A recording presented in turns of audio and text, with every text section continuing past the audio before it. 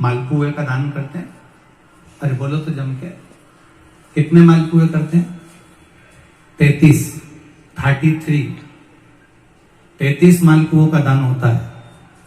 30 मालपुए तो 30 दिन के हो गए, और 3 जो मालपुए होते हैं उसके ऊपर जो 33वें 3 मालपुए जो होते हैं, वो एक मालपुआ, 30 मालपुए 30 दिन के, और 31वां नंबर का जो मालपुआ होता है वो हमने अगर हमारी बेटी के घर का कोई अन्न पाया हो, हमने अगर अपनी बेटी के घर का कोई भाग ग्रहण कर लिया हो, हमने अपने अगर बहन बेटी के घर का कोई चीज खा ली हो, तो हमको दोष ना लगे। 32वें नंबर का जो मालपुआ होता है वो हमने अगर किसी संत, गुरु, ब्राह्मण, साधु, सन्यासी, तपस्वी, साधक, उपासक, किसी विप्रजन, किसी ब्राह्मण जन के घर का यदि हमने कुछ खा लिया हो तो उसका दोष न लगे। यह 32वें नंबर का मालपुआ होता है। और 33वें नंबर का जो मालपुआ होता है, हमने किसी के घर का सूतक या सावड़ का खा लिया हो। सूतक सावड़ से मतलब है किसी के यहां कोई समाप्त हो गया, कोई शांत हो गया, आपको स्मरण में नहीं है, मालूम नहीं है, और आपने उसके घर का पानी पी लिया, उसके घर का भोजन ग्रहण कर लिया, या उसके घर का कुछ खा लिया।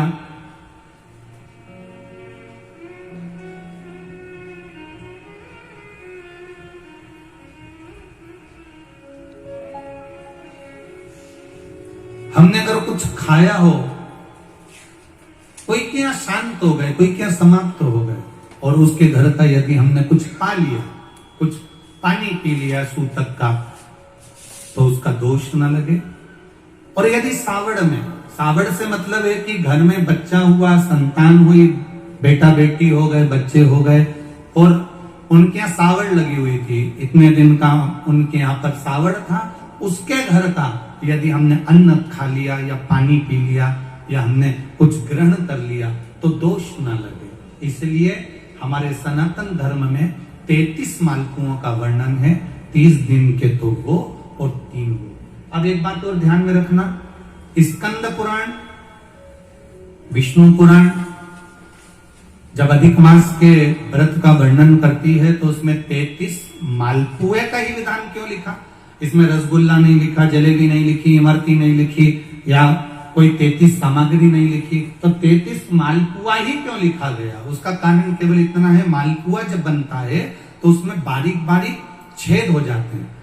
शास्त्र के अनुसार जितने छिद्र मालपुए के अंदर रहते हैं, अधिक मास में 3 वर्ष में एक बार यह मालपुए का 33 मालपुए का जो दान दिया जाता है, इससे जो जीव हमारे पूर्वज, हमारे जो गए हुए जीव हैं, कई भटक रहे होते हैं, कोई किसी योनि में है, कोई किसी जगह भटक रहा होता है, तो वो उस योनि से हमारे केवल अधिक मास में दान कर देने से वो उस योनि से मुक्त हो जाता है। इसलिए इन मालपुओं का वर्णन है,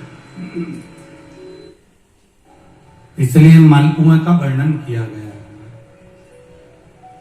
अब एक बात अपने भीतर उतारिएगा जरा, कि अपने जीवन काल में हम करें, दान करने की मना नहीं, भजन करने की मना नहीं, संकीर्तन करने की मना नहीं, भगवत भजन करने की मना नहीं, पर दिखावे से परे होकर, झूठ से परे होकर, असत्यता से परे होकर